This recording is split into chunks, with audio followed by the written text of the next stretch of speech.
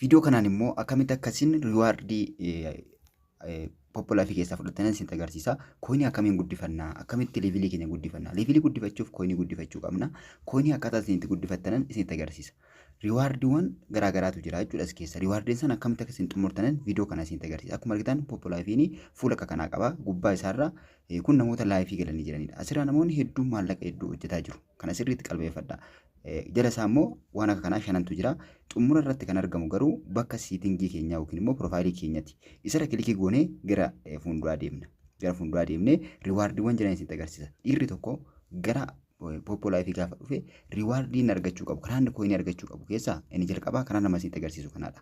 Inni jalqabaa koinii 200 paartiirra taa'uudhaan kan argannudha. Isa argachuu fi mallattoo gara maariiftuu kan kilikii gootanii gara keessaa gaafa seentan bakka riwaardiitu jira. Kun koinii gajjallee yookiin koinii jala bakka riwaardiitu jira. Riwaardiitti kilikii gootanii gara keessaa gaafa seentan fuula kanaa qaba. Piroofaayiliin kun yookiin immoo kun akkaawuntiin kun kan obboloota dhiiraati. Jala isaarra jira jechuudha. Jala isaarra uunza paartii 15 minuuti jedhee koinii 200 argattu jedha. Koinii 200 kana fuunda isaa goo jedheetu jira. Fuunda isaa goo jedhutti kilikii goonee gara fuulduraa deemnee paartii irra taa'uudhaan argannaa jechuudha. Paartiin immoo paartii irra taa'uu barbaadan namoota foloo gootan bakka foloo itti gubbaarra kilikii gootanii namoota foloo gootan keessaa namoota paartii irra jiran dhaxxanii mana isaanii daqiiqaa 15 keessa taa'uudhaan koinii 200 argattu jechuudha. Kun dhiirri kamillee karaa kana argata jechuudha. Paartii jechuun kun fuula kanaati. Akkamitti akka paartiin banamu isin agarsiiseera. Kun jechuun paartii nama biraa keessa yeroo nuti teenyu jechuudha.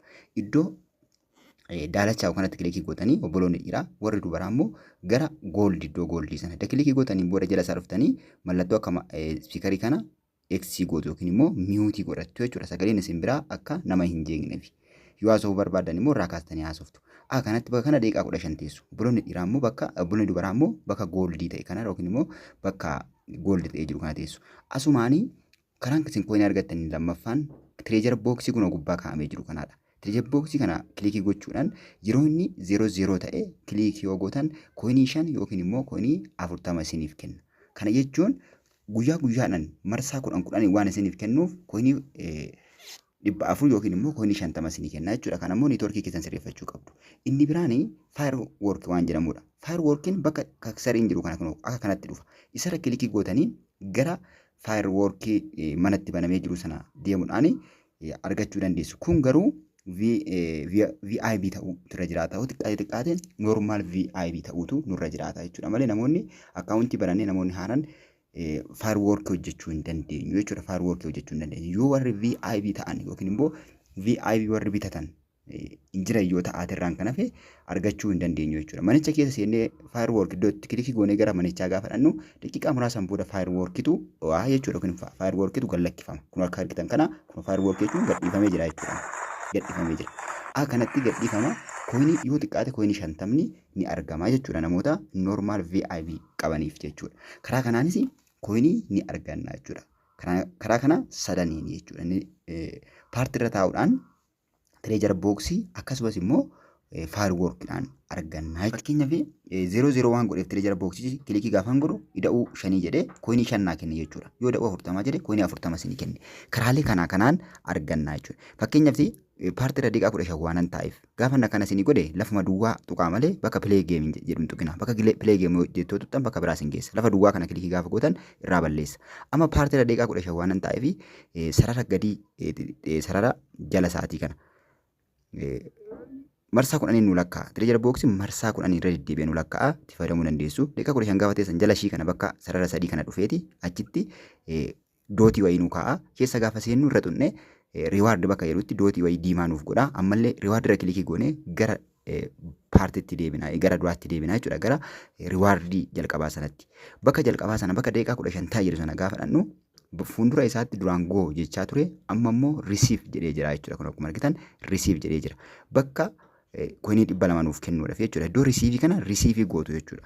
Ofii keessanii edda paartii teessanii deebitanii booda dhuftanii bakka kana risiif jechuu qabdu. Yoo risiif hin jenne taate isiniif kennuu hin danda'u jechuudha. Risiifii gootanii ammallee risiifii edda gootanii booda konformii gootu jechuudha. Konformii gootu.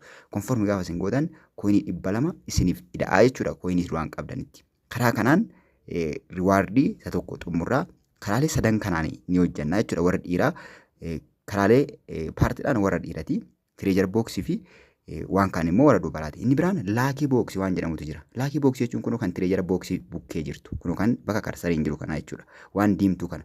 Isheenis akka abbaan sun kaa'etti irra kileekii gaafa goonu kun akka kanatti 55 kaa'ame nama 5 fudhachuu danda'a 10 fudhata kooyinii 10 isa gaafa ishiin lakkooftee gara dhumaarra geesse irra kileekii gootanii bakka open jedhu kana daddaftanii yoo tuttan kooyinii as keessa jiru argachuu dandeessu jechuudha. Daftanii yoo tuttan kun namoonni hedduun ni kaa'u jechuudha akka baariyaalii ba'aniif akka namoonni dhaqanii barbaadaniif kaa'u waan ta'eef mana garaagaraa keessa deemtanii kana gaafa argitan bakka fakkii akka kanaa gaafa argitan irra kileekii gootanii kooyinii meeqa akka ta'ee fi daqiiqaan meeqa akka hafe ilaaltanii gaafa daqiiqaan dhumuu ga'u yookiin immoo sakandii 10 itti gaafa inni galu daddafee open naanni otoo inni jedhu namni biraan tuqin daddaftanii yoo dursitanii kilikii gootan kooyinii sana keessa baafachuu dandeessu. Fakkeenyaaf amma dhumee jira jechuudha kun yeroon isaa dhumee waan jiruuf fakkeenyaaf kilikii godhee sana agarra open jennaan daddafnee kilikii gaafa nuti goonu kooyinii 10 naaf kennee jira jechuudha. Plus 10 jira jechuudha. Akkanatti kooyinii 10 asii akka kanatti kooyinii argan 50 ta'uu danda'a 100 ta'uu danda'a 500 ta'uu danda'a hamma fedhe yoo ta'e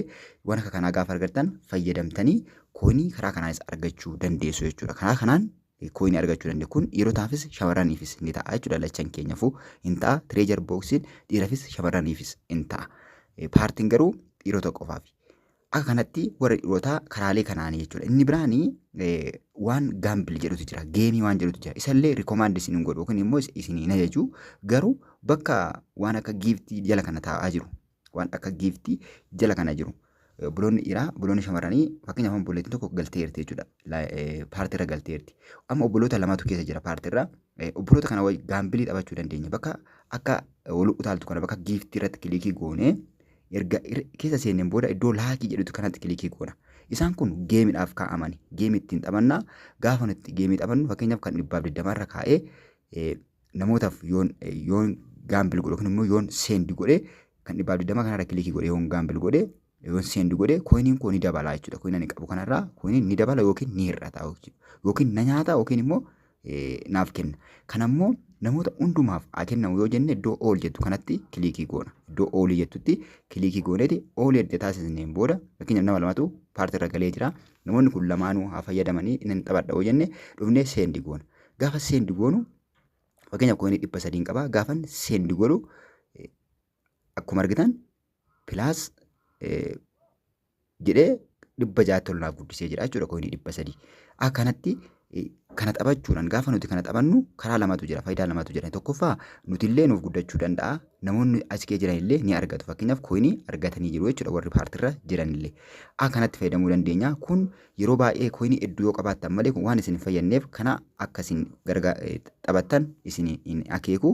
Garuu namoonni kooyinii hedduu qabdan karaa kanaas kooyinii argachuu dandeessu jechuufani. Kan biraa gara kan shamarraniitti haa deebinu. Gara kan shamarraniiti. Kan shamarraniitti gaafa deebinu shamarran tokko shamarreen tokko piroofaayiliin kun immoo kan shamarraniiti bakka riwaardii jedhutti kilikii goonee gara keessaa seenna. Gara keessaa seennee fakkeenyaaf riwaardii shamarree tokko argachuu dandeessu isin agarsiisa. Akkuma argitan jalqaba irratti kooyinii kuma kan jedhutu jira. Kun namoota akaawuntiin isaanii tureef yeroo dheeraa akaawuntiin isaanii kan turedha. Fakkeenyaaf akaawuntiin kun yeroo dheeraa turedha. Garuu namoonni yeroo jalqaba akaawuntii manatti obboloonni shamarranii bakka kanatti 5,500 jedha. 5,500 jedha. Laayifiirra daqiiqaa 120 taa'uudhaan kooyinii 10,000 argattu. Kun immoo kooyinii 2,000 argatu jechuudha warri turan.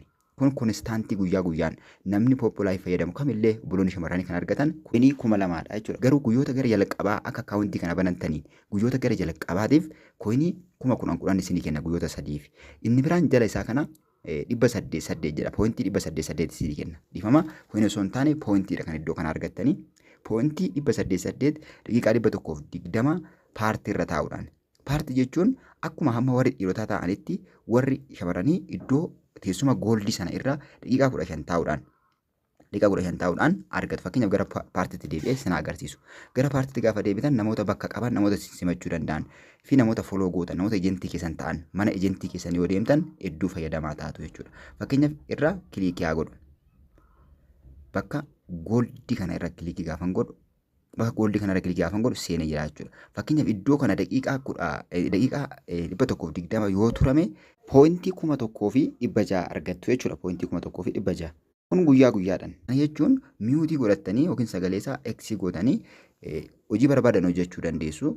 kana keessa as keessa taa'u osoo hin taane jechuudha. Sa'aatii tokko taa'u osoo hin taane gidduu bilbila keessatti xuxxanii baatanii fayyadamuu dandeessu. Asii gaafa inni lakkaa'e ofumaan isinii fida. Kanaan booda risiifii gootu jechuudha. Karaa kanaan asumaan immoo tireejar booksii fa'aa yoo hin xumurre tireejar booksii sana yeroo inni 00 ta'u kilikii gootanii keessaa baafachuu dandeessu jechuudha. Kun deelii riiwaardiidha jechuudha. Deelii riiwaardii obboloota shamarraniitiif karaa paartiitiin isaan argatan bakka kana taa'uudhaan bakka dhiiraa teessanii umaan argatan jechuudha. Inni biraan laayifiidha. Laayifii sa'aatii tokko sa'aatii 2 galuudhaan koinii 2000 kan inni isiniif laatu jechuudha. Laayifii galuudhaan obboloonni shamarranii haaraa yoo taatan garuu koinii 10,000 isiniif kenna guyyoota 3f.